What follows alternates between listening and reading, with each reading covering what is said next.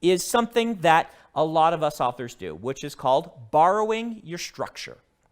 Now, it doesn't happen with every novel.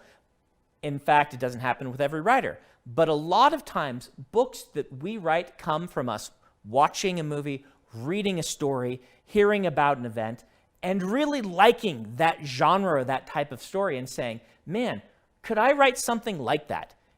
Then as a writer, we dig into that subgenre, say the heist novel, and say, what are some of the aspects of this type of story that make them really interesting? Why do I like a heist novel? What about it is great?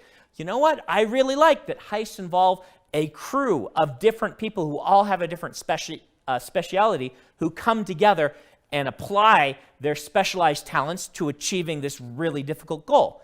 And suddenly you have a story that has a structure to it. You realize, hey, we have a scene where we outline the problem. We have a scene with each of the characters being recruited, whether it's Ocean's 11 or whether it is Armageddon or whether it is Inception. They all share some hallmark pieces of their structure. You are followed by some extra training or gathering of equipment where they plan on how they're going to do this. And then you have an ending where you bring together everyone's specialized talents to overcome the problems that pop up.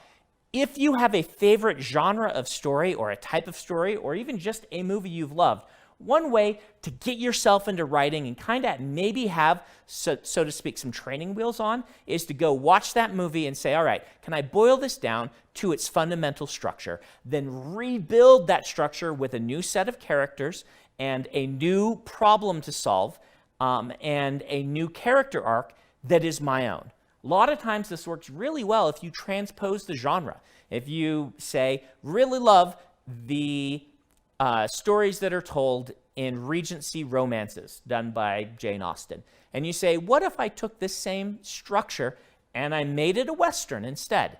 These sorts of transpositions can also help you add a little more flair, a little bit more of your own style, but you still, like I said, have those training wheels. It doesn't have to be training wheels, though. A lot of professional writers will do this same sort of thing when coming up with a story.